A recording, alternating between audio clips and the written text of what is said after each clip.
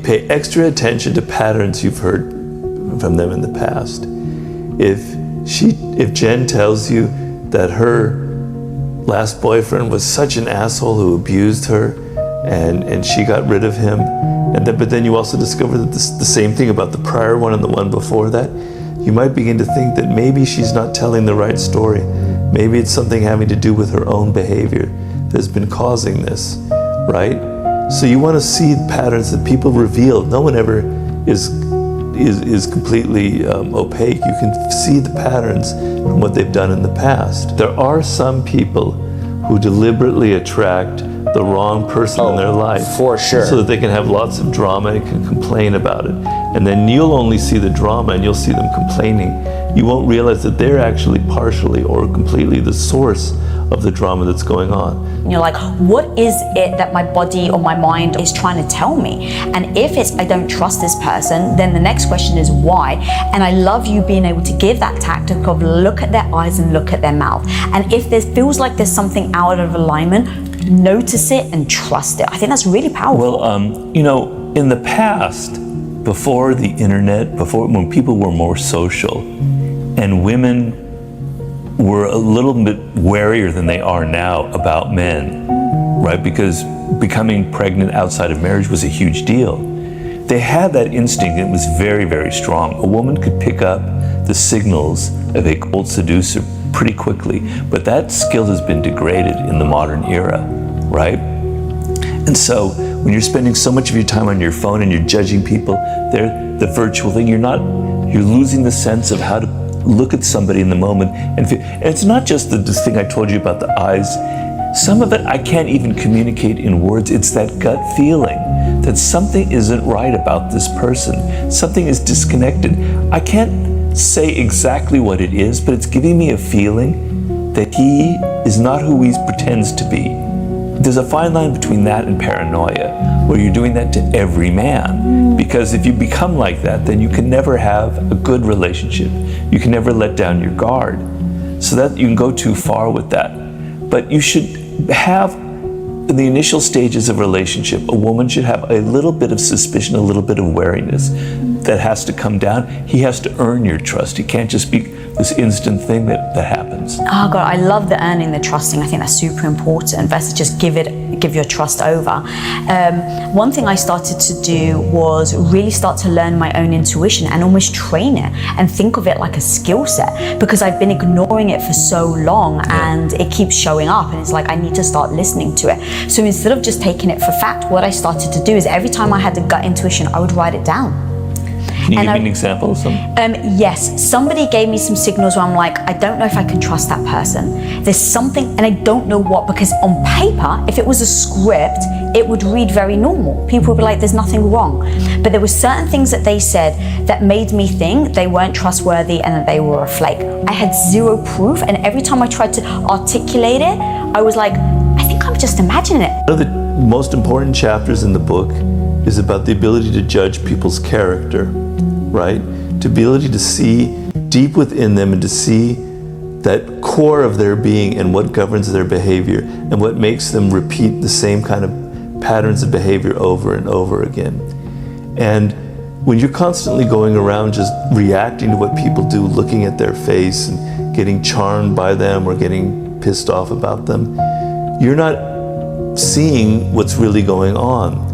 And so you'll end up hiring people because they're charming or pleasing or have a good resume. Or you'll end up marrying someone because they flatter you and they make you feel good about this or the other. And then you get into the relationship and you see something really ugly and dark that you hadn't anticipated. And you blame them for deceiving you. But in fact, the source of the problem is you. You're not able to judge people's character. You're simply reacting to the appearances they present.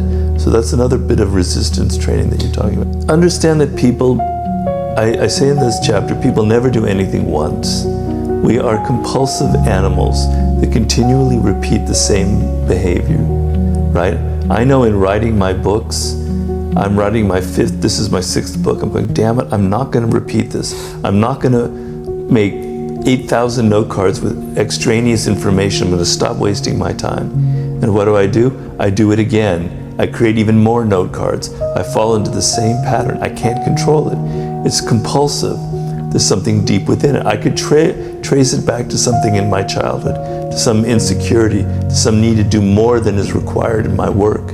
But I have patterns I can't control. Everybody around you has these kinds of patterns.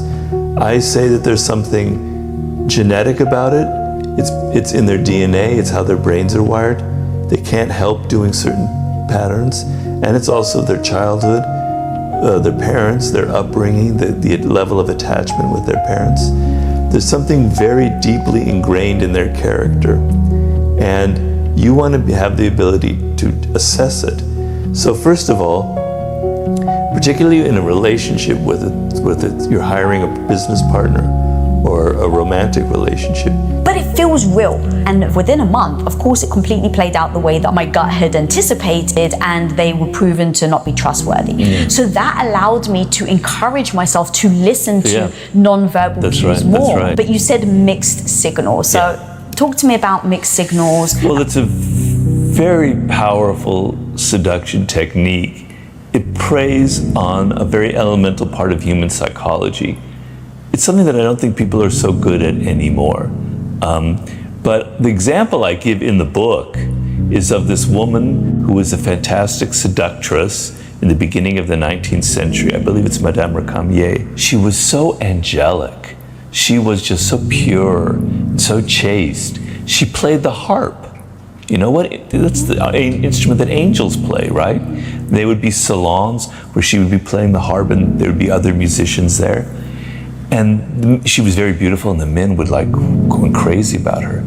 But then what she would do is she'd be playing the harp and then she would shoot this man a look that said something else, something a little bit sexual, something a little bit naughty. But then it was gone and she was playing the harp again. And he'd be going, what the hell was that?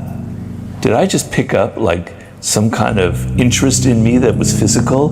But then she went back, she's such so angelic, she's so unlike that, right? What is it? Well, that triggers the fantasy element, right? The person is a puzzle. And the problem today, and people are so obvious, they're so goddamn obvious. They're on the internet, they're saying, here's what I have for breakfast, here's what I love. You know, I'm just opening myself up and this is who I am, right? But seduction involves a little bit of mystery, a little bit of fantasy. It's not like everyday life. It's not like things on Instagram. It's something different. It's theater. That's what's exciting about it, okay? So if you're the male seducer, he will be someone who seems very trustworthy, very honest, very solid. He got an MBA, he's working for Goldman Sachs. But then he reveals something a little bit rock and roll, a little bit rebellious, a little bit like he takes something else about him that doesn't quite click. Wow, I didn't know who this guy is. Maybe he's more interesting than I thought. Maybe he's not so buttoned up and so controlled as I thought. There's another aspect to him.